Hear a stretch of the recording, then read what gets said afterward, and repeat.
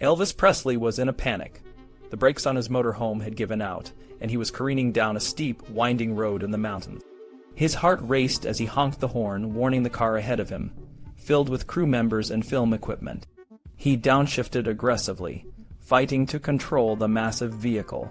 Sweat dripped down his forehead as he gripped the steering wheel with all his might.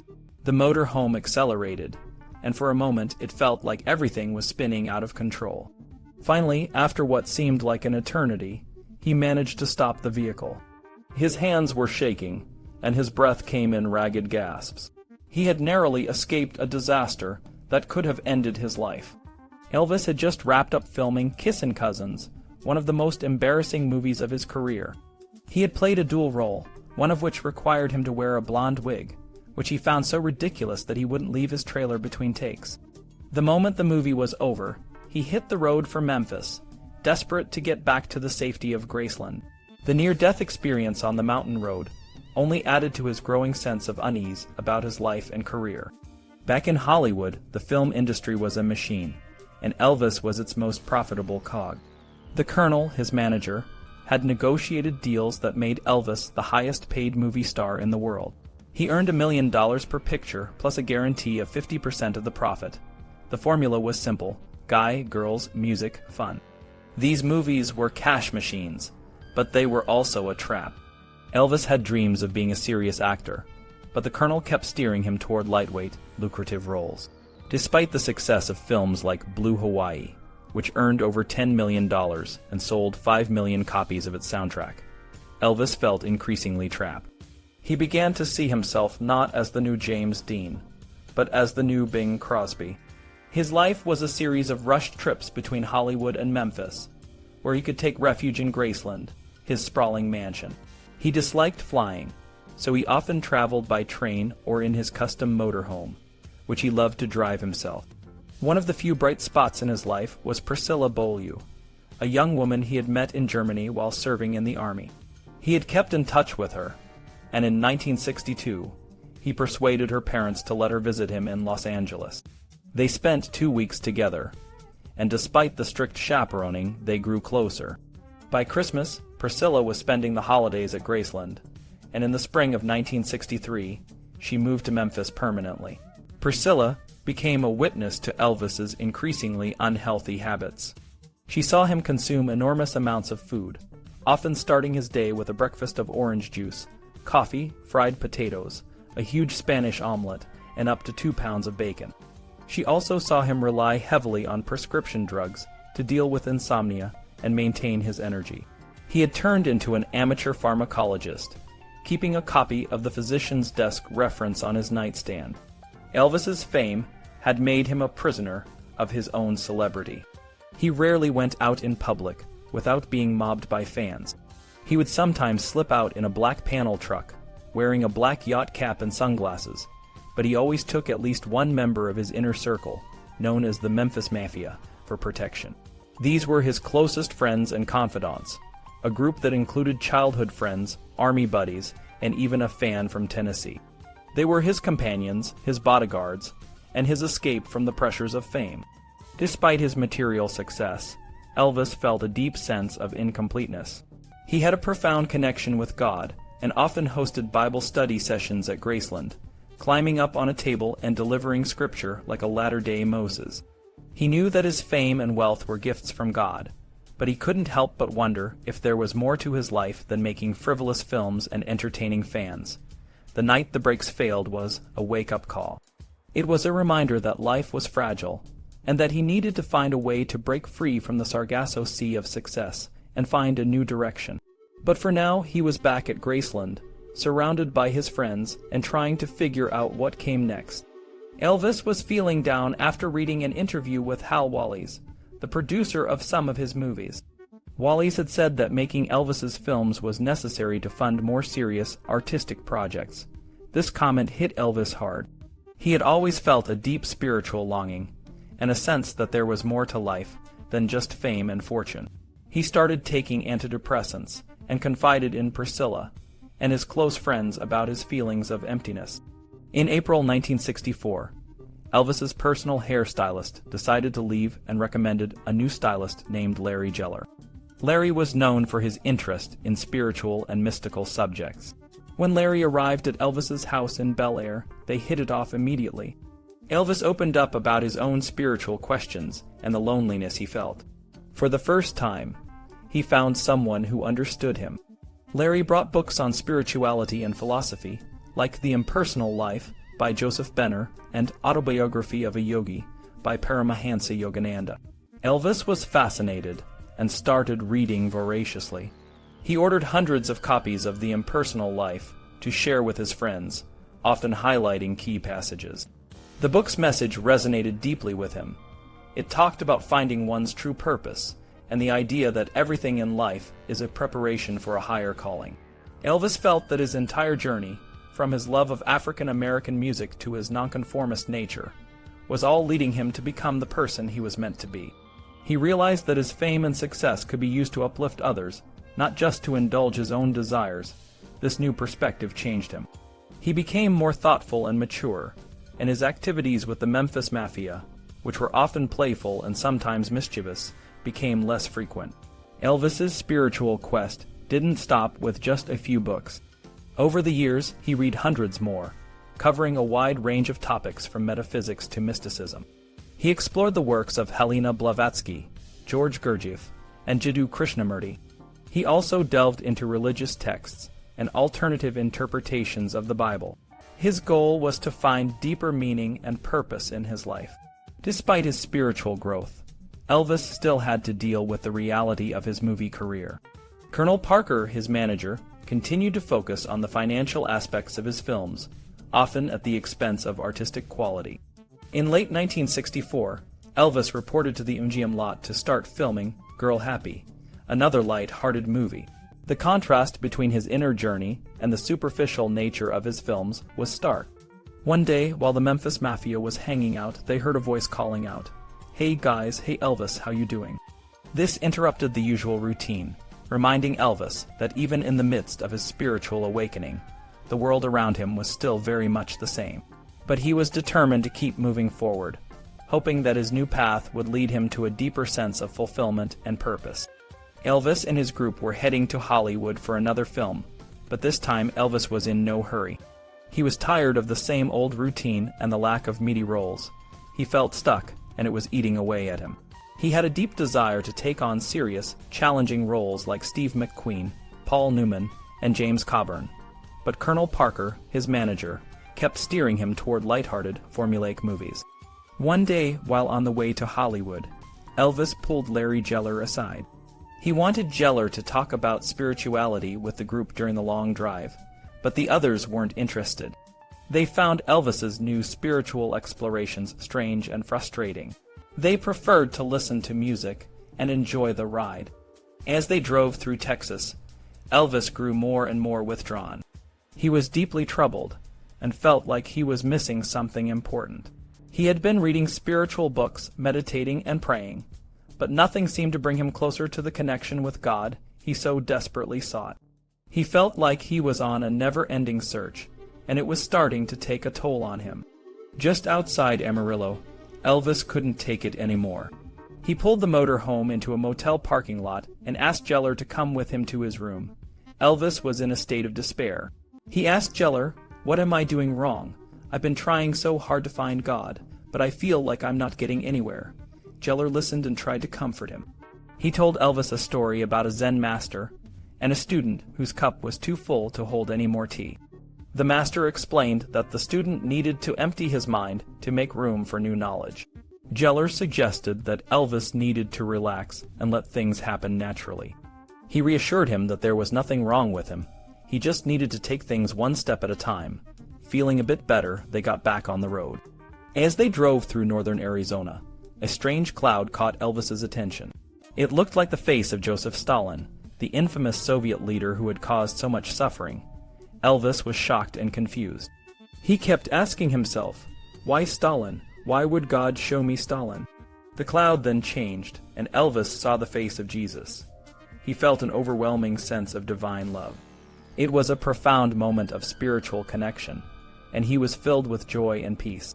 He jumped out of the motorhome, ran into the desert, and hugged Jeller, telling him about the experience. Jeller hadn't seen the second face, but he could see the transformation in Elvis. Red West, one of Elvis's closest friends, came to check on them. Elvis assured him that he was fine, and they got back on the road. For the rest of the night, Elvis was in a state of wonder, reliving the moment when he felt truly connected to God. But the spiritual journey wasn't easy. Back in Hollywood, no one understood Elvis's newfound passion.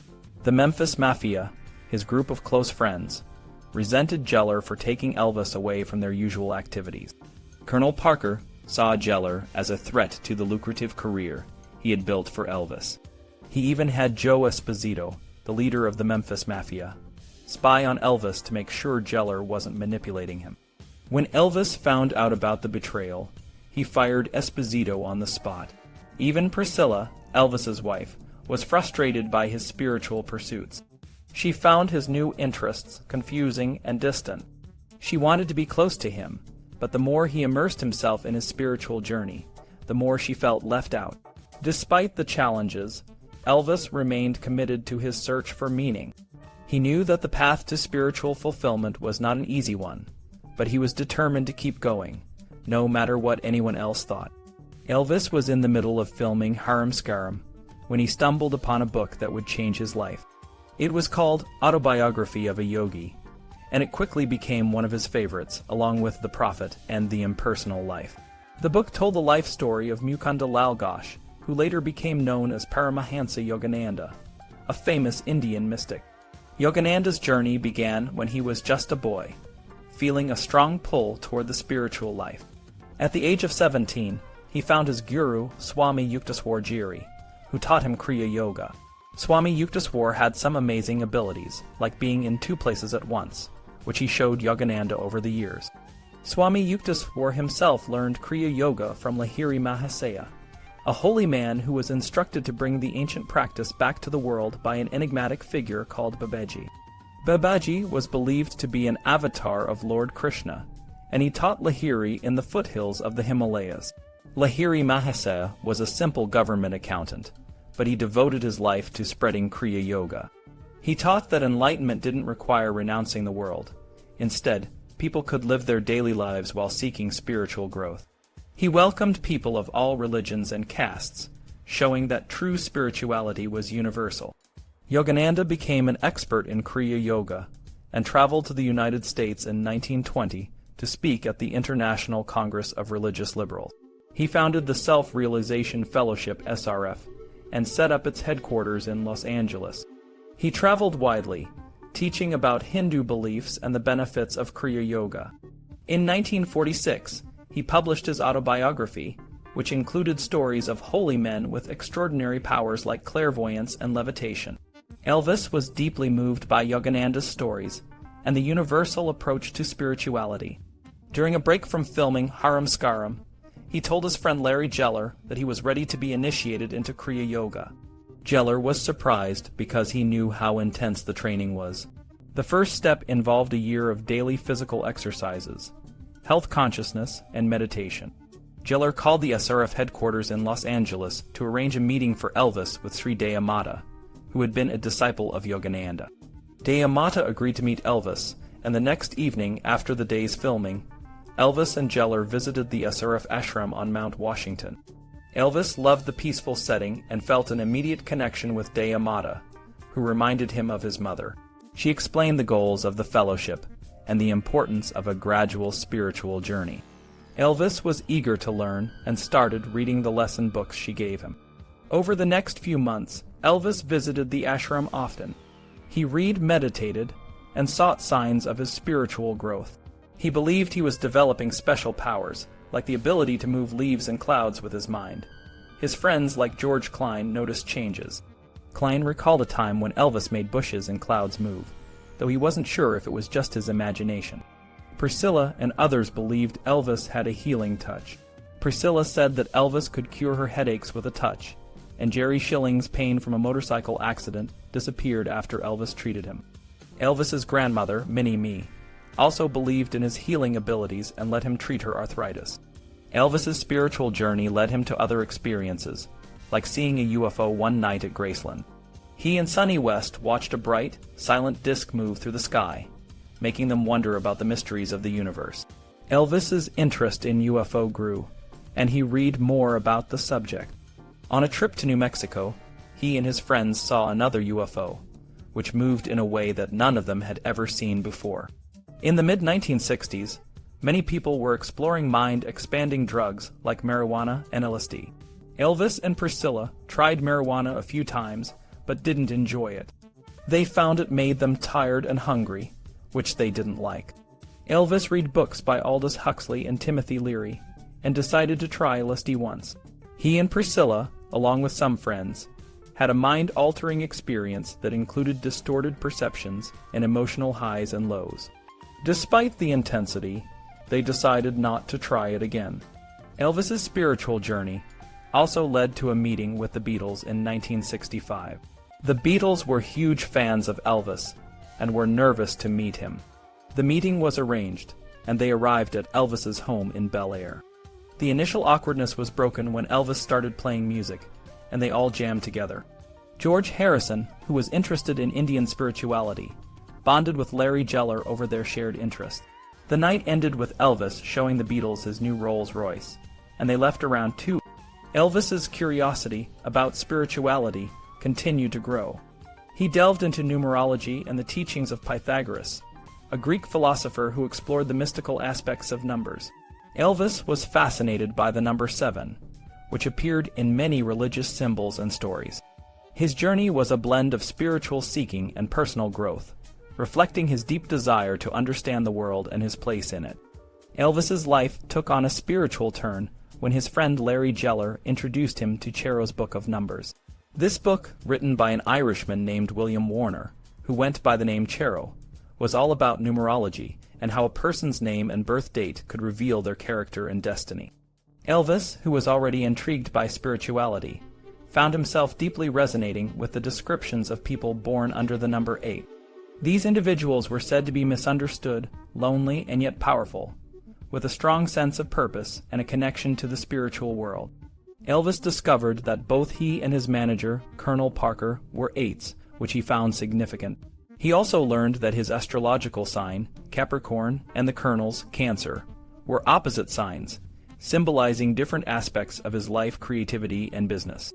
Elvis's spiritual journey led him to explore other books and beliefs. One of these was The Initiation of the World by Vera Stanley Alder, which talked about the Great White Brotherhood, a group of spiritually advanced beings guiding humanity. Elvis began to feel that he had a higher purpose, possibly under the guidance of these masters, including Jesus. He even started wearing a chai pendant, a Jewish symbol, alongside his cross, and donated money to build a Jewish community center in Memphis. He also planned to place a Star of David next to the cross on his mother's grave, symbolizing his connection to different spiritual traditions. His interest in spirituality spilled over into his work. He found common ground with co-stars like Donna Douglas and Deborah Walley, who shared his interest in deeper philosophical discussions. Deborah, in particular, became a close friend. She was a lapsed Catholic, and Elvis helped her reconnect with her faith, teaching her about meditation and introducing her to the teachings of Paramahansa Yogananda.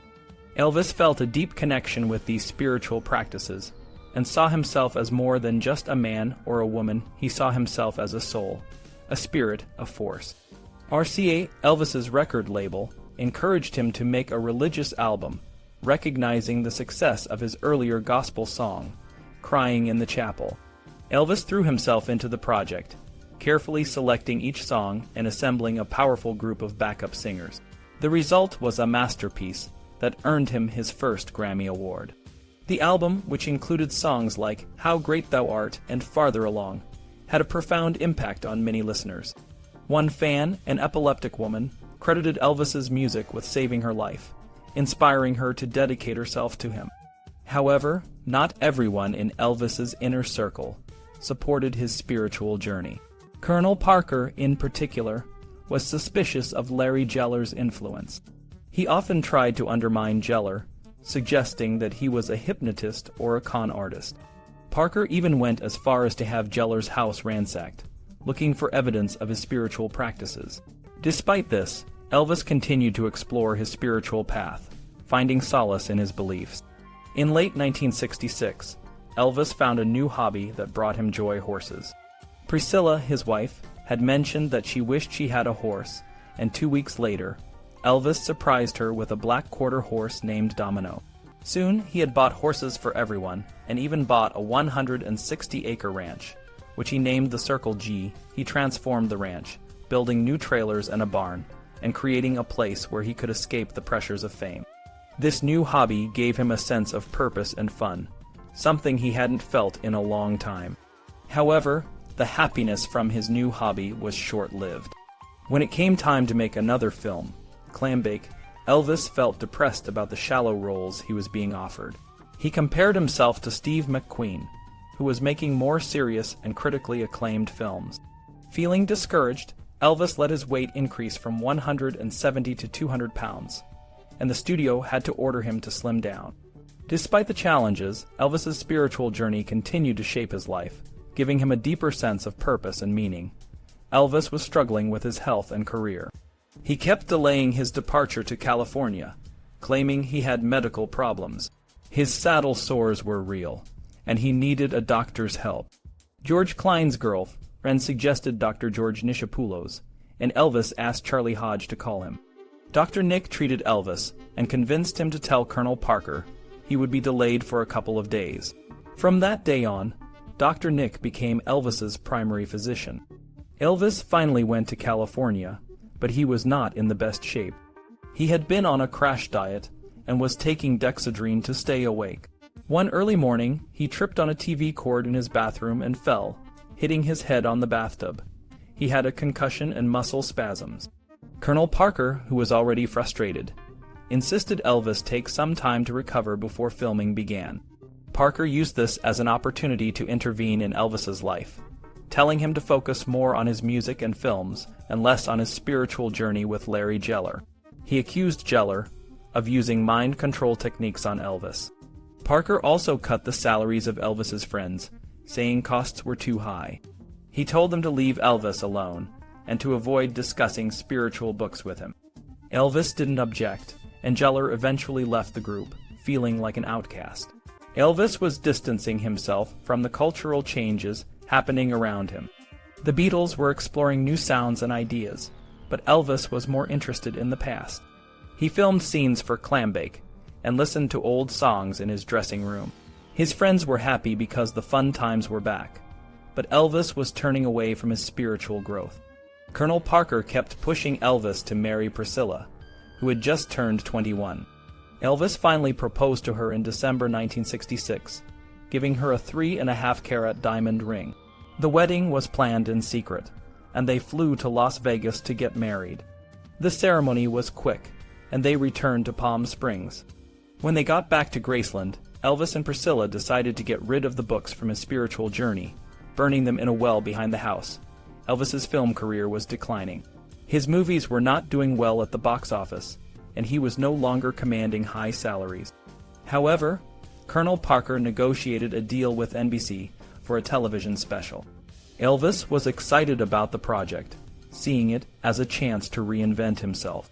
He worked hard, losing weight and choosing the right songs. The special, which aired on December 3, 1968, was a huge success. It became known as the Comeback Special, and Elvis's performance was electrifying. Elvis returned to Graceland for Christmas, feeling elated. Colonel Parker was already planning a Las Vegas engagement for the summer. Elvis was also scheduled to record new songs in Nashville. However, he was still feeling dispirited. Despite his hard work in the studio, his records weren't achieving the success he hoped for. His friend George Klein noticed his lack of enthusiasm and understood that Elvis was frustrated with his music career. Elvis had always been passionate about his music, but lately he felt stuck. The problem wasn't his lack of commitment, it was the quality of the songs he was getting. Most of the time, the songs came through his music publisher, Hill and Range, and they weren't always the best. Elvis had a long-term contract with them, and they made it hard for top songwriters to work with him. In the past, songwriters were happy to give up some profits to have Elvis sing their songs, but times had changed. They wanted to keep more of the money for themselves. One day, while having dinner with some friends and his manager, Colonel Parker, a man named George Klein suggested that Elvis try recording at American Sound Studio in Memphis. American Sound had produced many hit songs, and they were close to Elvis's home. Elvis thought about it for a moment, then said, "George is right." Everyone around the table agreed, and a session was booked. On January 13th, Elvis drove to American Sound Studio. When he arrived, he stepped out of his limousine in front of a small, converted shoe repair shop. "What a funky place," he said, smiling. "I like it. It reminds me of Sun." Inside, the studio owner, Chips Mammon, played Elvis a stack of demo songs. One of them, "In the Ghetto" by Mac Davis, caught Elvis's attention. He asked Mammon to play it again and again. Elvis usually didn't like songs with a message, but this one was different. It was powerful, and he decided to record it. Over the next few nights, Elvis recorded more great songs, including "Kentucky Rain," "Don't Cry, Daddy," and "Suspicious Minds." When he recorded "Suspicious Minds," everyone knew it was going to be a hit. But then the business people tried to pressure Mammon to give up half of the publishing money. Mammon refused and asked Elvis for help. Elvis sided with Mammon, even though it meant he wouldn't make as much money. Elvis just wanted great music, and he believed there was enough money for everyone. "Suspicious Minds" was released later that year, and went straight to #1. It was Elvis's first #1 hit in 7 years. Fans would later vote it as their favorite Elvis song of all time. Next, Elvis had to prepare for a month-long show at the new International Hotel in Las Vegas. It had been a long time since he performed live, and he was nervous. The last time he played in Las Vegas, the audience wasn't very enthusiastic, but this time he was determined to do his best. He auditioned every musician and backup singer, chose every song, and rehearsed tirelessly. On July 31st, 1969, the night of his first show, the audience was filled with celebrities like Cary Grant, Juliette Prowse, and Sammy Davis Jr. When the music started, the curtain went up and Elvis walked out on stage. The crowd gave him a standing ovation. He performed his classic hits, and the audience was electrified. Elvis even did karate kicks and somersaults on stage, and the crowd went wild. After the show, Colonel Parker was so happy that he went backstage and hugged Elvis, tears in his eyes. Then Parker met with the hotel manager and negotiated a deal for Elvis to perform 2 30-day engagements a year for $1 million annually, a record-breaking amount. Despite his success, Elvis still felt something was missing. He loved his wife and daughter, and he was the center of attention, but he felt disconnected. He started praying more and even reconnected with a spiritual mentor named Dea Mata. He wanted to use his fame to help people find a closer relationship with God. In January 1970, Elvis returned to Las Vegas and added new songs to his show, including "Bridge Over Troubled Water." He loved the song's message, imagining himself as a bridge helping people leave their troubles behind. Elvis's success in Las Vegas led to a new challenge: 6 shows at the Houston Astrodome. The Astrodome was a huge stadium, and the Colonel wanted to see if Elvis could fill it. Except for the first matinee, all the shows were nearly sold out. The Colonel was thrilled and started planning a national tour, but not everyone was a fan. Before one of the shows, Elvis received threats. Someone called the hotel security and said there was a plot to kidnap Elvis. Another call said Elvis would be shot during the show. The FBI and hotel security took the threats seriously and advised Elvis to cancel the performance, but Elvis refused. He didn't want to give the no-good coward the satisfaction. He hired extra security, and before the show he gathered his team and said goodbye, just in case. During the show, Elvis performed as usual, but he stayed sideways to the audience to make himself a smaller target.